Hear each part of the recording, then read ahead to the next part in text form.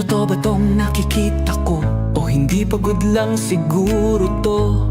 Bakit binabarikadahan, sinisigawan ng dating pinunong bayan ng isang taong kamukha nung sa parisan? Syudad nila na minsang aktibo sa karahasan, ngayong malinis at progresibo kaysa sa ilan.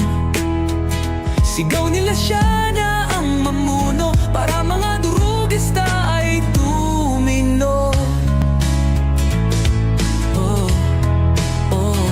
Dating pinupuri, tinitingala, nagbigay dangal sa lahi. Pag may lumalapit, abot tenga ang ngiti. Mahal ko ang Pilipinas, di ako papapi. Ipinanganak ako sa bayang mapagtimpi. Ipaglalaban ko ang kalayaan kahit ako'y masawi. Sisikat din ang araw, muli tayo magsasamang nakangiti. Inangat ang uniformeng kupas na may bahid ng dahas. Dudublihin ko sahod nyo, wag na kayo lumihis ng landas. Hulihin nyo mga gumagawa ng masama, kahit pangalan ko nakataya. Akong bahala sa kaso nyo basta kayo ang nasa tama. Pero ano ang isinukli? Bakit kayo nagpunyagi? Pinakain nyo sa mga estranghero ang 80 na lolo'y parang may mali.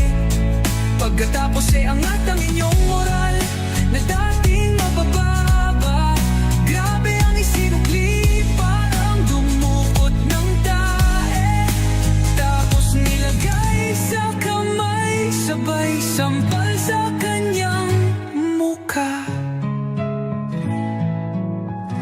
Mahal ko ang Pilipinas, di ako papapi. Ipinanganak ako sa bayang mapagtimpi. Ipaglalaban ko ang kalayaan kahit ako'y masawi. Sisikat din ang araw, muli tayo magsasamang nakangiti. Pinabaya ang ibang lahi ang humusga sa kasalanang di ginawa.